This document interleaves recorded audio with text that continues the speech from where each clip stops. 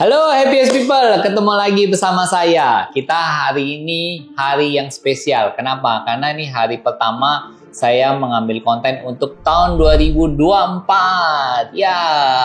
Dan juga yang buat yang merayakan Natal, Merry Christmas. Saya senang sekali hari ini bisa berjumpa kembali sama teman-teman semua. Hari ini saya mau sharing tentang tren bisnis 2024. Buat kamu yang mau berbisnis tahun 2024, mungkin boleh ya menyimak pertimbangan-pertimbangan ini yang saya akan bukakan rahasia-rahasia tren apa yang akan booming di tahun 2024. Kalau kemarin saya sudah bikin fenomenal 2024, itu juga boleh sebagai pertimbangan ya untuk membuat bisnis 2024 supaya bisnis kamu bisa lebih berhasil.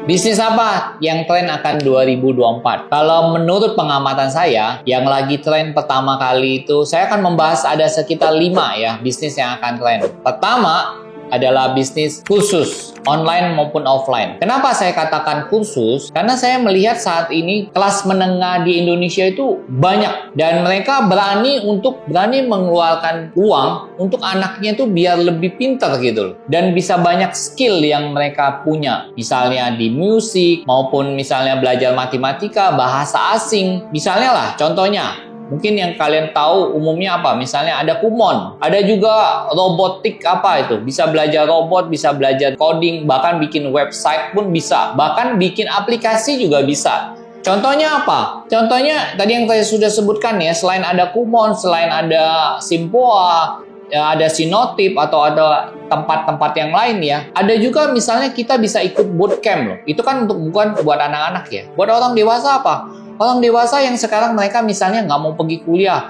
Wah, kuliah makan waktu lama, 4 tahun lah, 3 tahun lah, uangnya banyak banget habis. Belum tentu mereka bisa diserap kerja. Nah, ada loh namanya bootcamp yang cuma belajar apa? Sebulan, 2 bulan, bahkan cuma maksimal 3 bulan. Tapi mereka punya penghasilan kayak orang sarjana, kayak orang S1. Nah, kenapa? Karena mereka belajar sesuatunya sangat spesifik banget gitu loh. Yang saya tahu itu ya misalnya belajar digital marketing. Nah, mereka belajar cuman ikut bootcamp aja, mereka punya penghasilan lumayan gitu loh. Mereka tahu soal itu. Ataupun misalnya sekarang di dunia digital marketing tuh sangat luas sekali ya.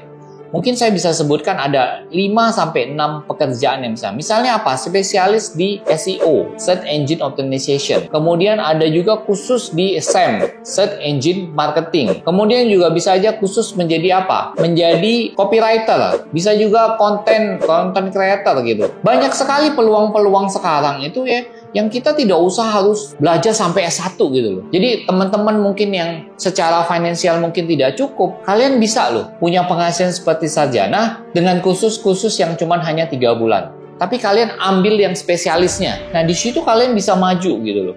Jadi sekarang tuh banyak banget kursus-kursus yang berkembang, tapi biayanya juga dibilang murah banget tidak ya. Tapi worth it lah gitu loh. Karena cuma 3 bulan gitu loh. Nah, menyambung yang tadi saya bilangkan soal buka bisnis online offline tadi adalah kedua, jasa pembuatan konten atau digital marketing. Nah, tadi kan saya sudah sebutin 4 gitu ya. Itu semua bisa di-outsource-kan. Jadi kalau misalnya kamu belum punya dana untuk membayar orang, satu orang digital marketing kan lumayan. Mau content creator juga lumayan. Ataupun mau cari orang seorang copywriter atau editor apa kayak gitu. Kalian bisa loh sebenarnya pakai outsource aja. Nggak usah repot-repot harus bayar orang, bayar bulanan gitu loh. Dengan uang yang besar gitu. Lebih baik kalian pakai aja outsource gitu loh. Pakai freelance aja. Itu jauh lebih murah buat kalian bisnis kalian gitu. Yang ketiga apa?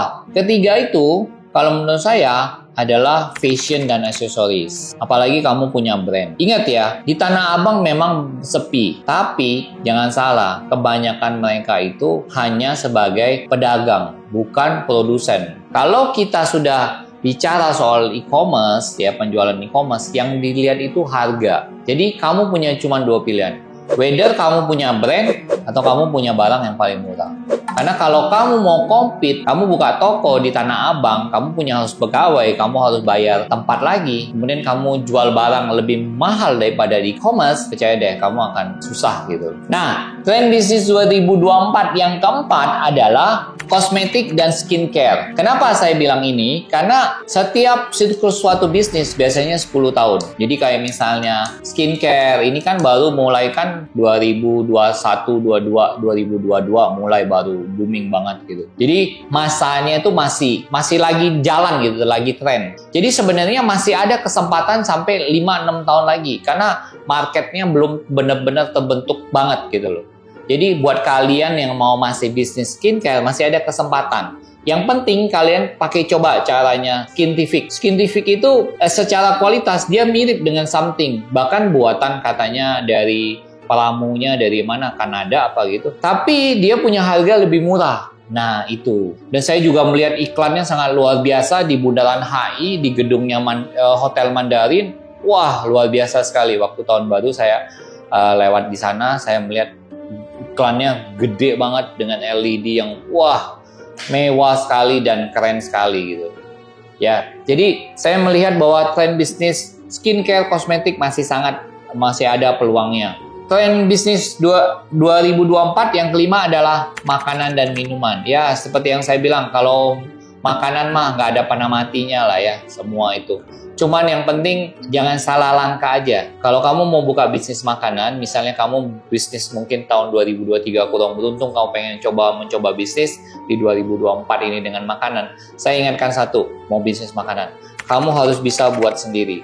Jangan mengandalkan orang lain. Jangan mengandalkan koki. Kalau kamu mengandalkan koki, saya berani jamin bisnis kamu nggak akan bisa lama. Jangan dengan pikir kamu punya uang, kamu bisa semua. Belum tentu. Kecuali kamu memang punya modal besar, punya sistem yang baik, kamu baru bisa. Tapi kalau kamu nggak, jangan coba-coba bisnis makanan. Saya kemarin dicerita-cerita sama teman saya, teman saya, misalnya kayak Solaria, katanya mulai start tahun 2001 kalau nggak salah. Dia mulai dari 1, kemudian dia setelah itu 4 tahun kemudian dia buat 3 lagi gitu. Jadi artinya apa? Artinya dia make money dulu. Ya, dia udah berhasil, dia buat sistem, orang-orang juga akhirnya bisa bekerja dengan baik.